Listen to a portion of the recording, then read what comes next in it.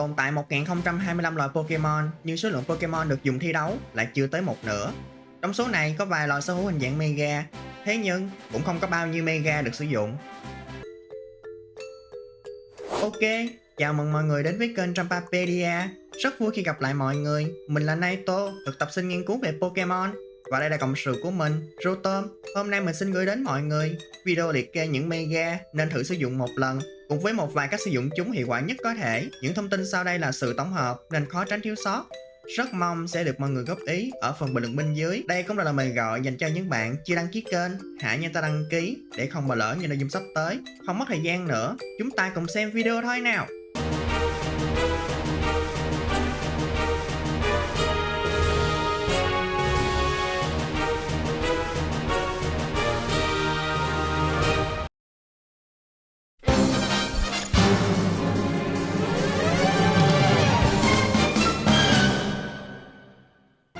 Mega Banette được biết rộng rãi không phải do nó mạnh mà là do nó tệ, gần như là tệ nhất trong dàn Mega. Vẫn đơn hệ ma, Mega Banette miễn nhiễm với hai hệ là hệ thường và giác đấu, nhưng khi so với Mega Gengar thì Mega Gengar lại được sử dụng nhiều hơn, dù cho có nhiều điểm yếu hơn Mega Banette. Lý do là vì Mega Gengar có đặc tính cực kỳ khó chịu là giảm bóng, khiến bất kỳ Pokemon nào không phải hệ ma cũng đều bị nó khóa đường rút lui, và xui hơn có thể bị nó kéo theo bằng ràng buộc số mệnh hay bài ca tàng lụi. Nhìn sang Mega Banette, chỉ số tấn công của nó được đẩy tận lên 165 ngang với Calyrex Eyes, song Game Freak lại tặng cho nó đặc tính phá phách, đặc tính giúp cho Pokemon được quyền sử dụng các chiêu thức trạng thái trước. Tuy nhiên, nó lại chẳng thể nào tận dụng tốt đặc tính này vì phá phách thường phù hợp với những Pokemon thiên về mảng hỗ trợ với sức chống chịu tốt. Trong khi đó, mảng thủ của Mega Banette quá tệ hại, kể cả được cộng cho 100 điểm vào chỉ số ban đầu. Thế nhưng phòng thủ của Mega Banette vẫn ở mức đáng báo động, một cú đánh úp thôi cũng đủ để nó hấp hối. Dù vậy, vẫn có cách để chúng ta tận dụng đặc tính này của nó. Mega Banette học được hoán đổi kỹ năng. Hiệu ứng là hoán đổi đặc tính của Pokemon thi triển với mục tiêu. Chúng ta có thể kết hợp Mega Banette với Slowking, Pokemon sở hữu đặc tính nhịp độ riêng, giúp nó không bị hỗn loạn hoặc bị ảnh hưởng bởi đặc tính hăm dọa. Giờ đây Mega Banette đã không phải lo sợ con mèo và sẽ còn được Slowking giúp tăng mạnh sức công bằng vênh váo, nên Mega Banette hỏa sức càn quét sân với Stab, vuốt bóng ma, tự tăng cường sức tấn công bằng vũ điệu kiếm hoặc dùng đánh văng. Chiêu này sẽ được tăng 50% sức mạnh nếu đối thủ đang cầm vật phẩm. Slowking tiếp tục hỗ trợ dựng căn phòng tiểu xảo, hồi máu bằng khí công trị liệu, giữ cho con búp bê ma này sống lâu nhất có thể. Trường hợp chiến thuật căn phòng tiểu xảo bị phá, vẫn có bóng lén, một chiêu thức ưu tiên cho phép Mega Banette bỏ qua tốc độ chì mà tấn công trước. Mặc dù để sử dụng Mega Banette khá là cực nhọc, nhưng cho thấy rõ chỉ cần đi chung với đồng đội phù hợp, một Mega được cho là yếu vẫn có thể tỏa sáng.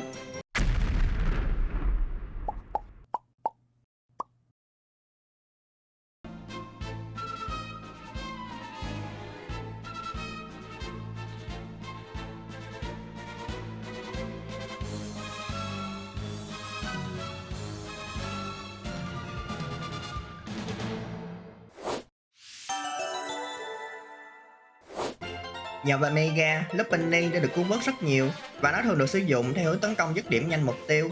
Chỉ là dường như ít ai biết Mega Lopunny có thể tạo ra những trò quậy phá chưa từng thấy. Khác với Mega Banette, Mega Lopunny được thêm hệ phụ sau khi Mega, chỉ là không biết nên vui hay buồn vì từ một điểm yếu mà giờ Mega Lopunny tăng hẳn lên 4. Nó có chỉ số tấn công vật lý cơ bản khá cao, thủ không phải sáng sủa lắm, nhưng điểm đáng chú ý nhất của Mega Lopunny chính là tốc độ 135, biến nó trở thành một trong những Pokemon nhanh nhất hiện nay.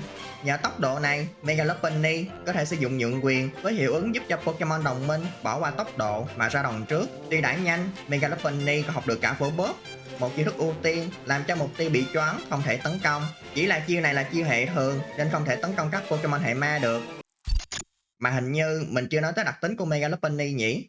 Gan góc, đặc tính cho phép Mega Lopunny tấn công Pokemon hệ ma bằng những đòn tấn công hệ thường và giác đấu. Dùng sóng điện từ gây tê, rút lui với đánh bài chuông. Mega Lopunny là một Mega thú vị khi vừa lan tỏa lòng tốt để cho đồng đội tận dụng tốc độ của mình, vừa lại có thể xử lý đối thủ nhanh gọn.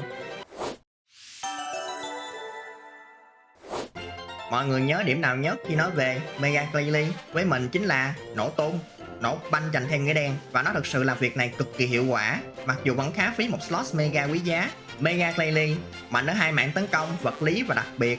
Tốc độ nếu xét ở thời đại này thì cũng như con nít tập đi, Nhưng so ra vẫn nhanh hơn nhiều Pokemon má mặt khác. Một điểm trừ lớn là sức chống chịu của nó lại không giống như ngoại hình.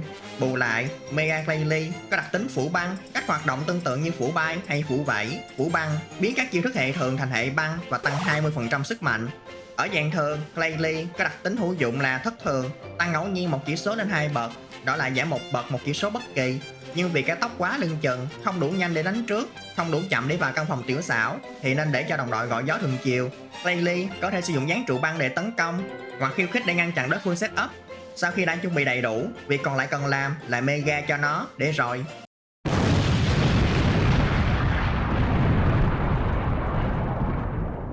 Bùng nổ là một chiêu hệ thường có sát thương lên tới 250 và đặc tính phủ băng. Ngoài việc hưởng 20% sức mạnh, còn nhận được cả stab hệ băng.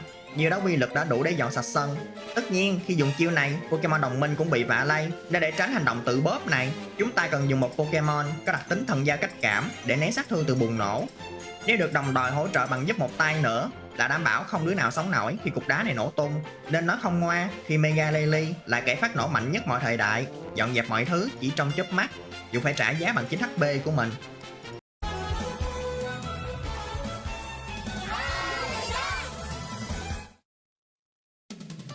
Mega Mergina.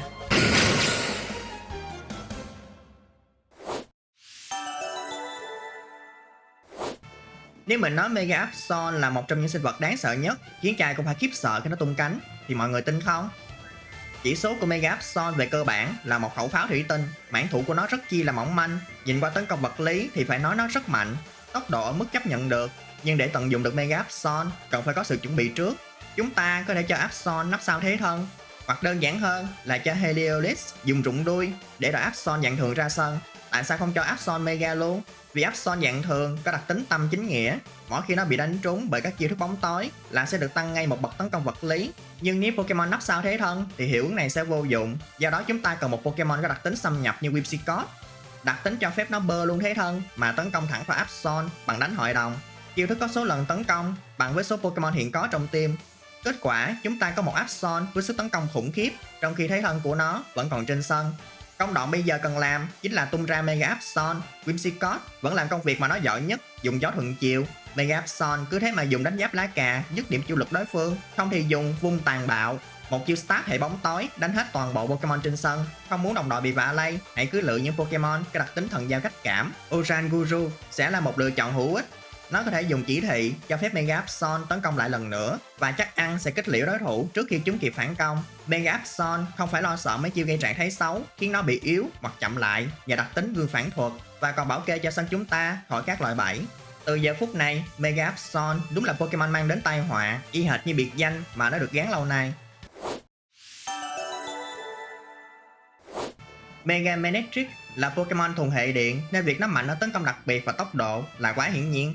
Nhưng nó cũng gặp phải vấn đề như những Pokemon nãy giờ, chính là không quá trâu lắm, gặp phải hệ đất là coi như xong phim. Hơn là nó có đặc tính cực kỳ mạnh là hăm dọa. Còn mạnh thế nào thì cứ nhìn vào con mèo kia rồi sẽ hiểu nó mạnh tới mức nào. Theo lý thuyết, Mega Manectric không có gì quá đặc biệt, vì vẫn có những Pokemon không cần Mega vẫn có hăm dọa, nhưng nếu chịu sử dụng thì chú chó điện lực này vẫn có giá trị. Tùy vào trường hợp mà chúng ta có thể sử dụng Manectric ở dạng thường trước khi Mega. Đại loại như khi đó đầu với những Pokemon dùng chiêu hệ điện chẳng hạn. Manectric dạng thường có đặc tính cột thu lôi, hút mọi chiêu thức hệ điện về phía nó, vừa bảo vệ đồng đội, vừa được tăng công đặc biệt miễn phí. Sau đó chúng ta chi việc Mega kích hoạt hăm dọa, giảm một bậc tấn công vật lý của toàn bộ Pokemon đối phương, cộng thêm tốc độ đã outspeed đa phần Pokemon hiện nay. Mega Manectric thoải mái sử dụng, tuôn quá nhiệt hay điện 10 vạn V. Heliolisk sẽ là cặp đôi hoàn hảo với Mega Manectric nhờ vào kỹ thức độc quyền của nó là nhiễm điện, sẽ biến âm cao tầng của Manectric trở thành chiêu đánh lan hệ điện. Không thì nhanh chóng rút về với điện giao hoán, còn ghi được cả sát thương lên đối thủ và tái kích hoạt đặc tính khi ra sân lần nữa. Miễn là vắng bóng các Pokemon hệ đất, Mega Manectric sẽ thỏa sức chạy nhảy ra vào sân. Không biết nói sao khi nhìn vào Mega Slowbro, là nó Mega hay Shadow Mega, chỉ chắc chắn một điều là nhờ vào cái vỏ này, Mega Slowbro đã sở hữu chỉ số phòng thủ vật lý cao bằng với Cloyster, công đặc biệt được đẩy lên tận 130, tốc độ hoàn toàn phù hợp để quăng vào căn phòng tiểu xảo, phòng thủ đặc biệt tuy không cao nhưng vẫn đủ để chịu một đòn siêu hiệu quả, cho nên chúng ta cứ cho nó sử dụng đản trí tăng 2 bậc thủ đặc biệt trước khi Mega. Còn sau khi Mega, cứ việc spam sức mạnh tích lũy. Sức mạnh cơ bản của chiêu thức này chỉ 20, nhưng sức mạnh của nó sẽ được tăng một bậc theo lượng chỉ số được buff của Mega Slowbro. Dễ hiểu là cứ mỗi lần một chỉ số được tăng thêm một bậc thì chiêu này sẽ mạnh thêm 20 điểm.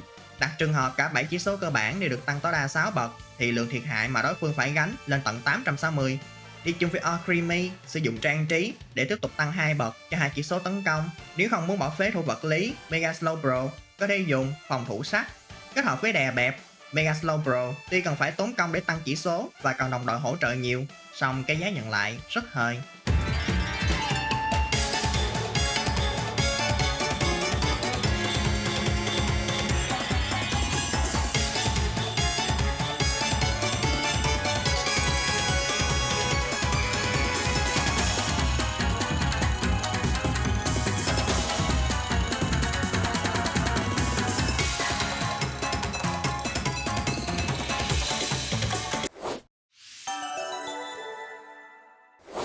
Đa phần Pokemon trong nhóm này đều gặp vấn đề về phòng thủ, Mega Pidgeot cũng không ngoại lệ.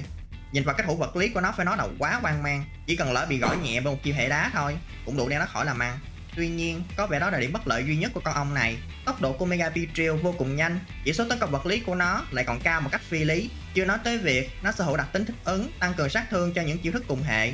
Cũng vì là Pokemon hệ bọ nên con ong này cực kỳ sợ lửa, do đó cần phải cho nó trong đội hình mưa để giảm tối đa thiệt hại mà nó phải nhận. Tấn công bằng thọt độc, khoan thẳng hay sử dụng bọ vô để giảm một bậc tấn công vật lý của mục tiêu. Trong trường hợp gặp phải khắc tinh, Mega Pidgeot có thể rút lui bằng đánh bài chuồng. Mặc dù nhanh nhẹn nhưng nó lại hoàn toàn bất lực khi gặp phải mấy chiêu thức ưu tiên, nên cần phải đi chung với Farigiraf mang đặc tính giáp đuôi. Mega Pidgeot là kiểu Pokemon tốc chiến tốc thắng, chỉ là việc sử dụng được nó không phải dễ dàng. Từ khi được giới thiệu, Mega Audino đã bị chê không thương tiếc, vì đã Mega rồi mà lại không có đặc tính cho ra hồn. Tâm chữa lành là đặc tính vốn dĩ chẳng cần phải Mega, thì không chỉ Audino mà không ít Pokemon theo hướng hỗ trợ đều sở hữu. Đặc tính này có 30% cơ hội chữa khỏi trạng thái bất lợi cho đồng minh vào cuối mỗi lượt. Thử hỏi ai rảnh tốn một slot Mega cho một Pokemon chuyên đi hỗ trợ. Tuy vậy, vẫn không thể phủ nhận Mega Audino sở hữu chỉ số rất tốt, khó có Pokemon nào có thêm một hit đánh xỉu được nó. Chưa hết, nhờ Mega Audino có thêm hệ phụ là hệ tiên, nên dù công đặc biệt có 80, nó vẫn thừa sức gây sát thương bằng quần sáng phép, tấn công mọi hệ khác, hoặc dùng phóng hỏa để trị những Pokemon hệ thép. Vốn là Pokemon dai sức, Mega Audino sẽ còn thay đồng đội đỡ đòn bằng cách đổi vị trí của nhau với chiêu thức đảo vị trí, hỗ trợ tăng sát thương với giúp một tay, hồi máu với khí công trị liệu, quấy rối bằng sóng điện từ. Xui rủi đồng minh bị dính trạng thái xấu thì đặc tính của Mega Audino lúc này sẽ là một cú cánh đúng lúc. Hay để cho nó dùng hoán đổi kỹ năng, đổi đặc tính áo lông của Fervro làm giảm sát thương từ các chi vật lý nhắm vào nó, kết hợp tĩnh tâm và nụ hôn hấp thụ, vừa trụ sân vừa gây sát thương. Do là một Pokemon hỗ trợ, Mega Audino không hề kén chọn đội hình, miễn đội hình cần một cái khiên trắng bền bỉ, Mega Audino sẽ không làm người chơi thất vọng. Và đó là những Mega Pokemon nên sử dụng một lần mà mình muốn gửi đến mọi người. Hy vọng là sẽ giúp mọi người có thêm những chiến thuật thú vị trong thời gian tới. Nếu mọi người thấy video hữu ích thì cho mình xin một lượt like, share và đăng ký nha. Cảm ơn mọi người đã xem hết video. Và giờ thì hẹn gặp lần sau. Bye!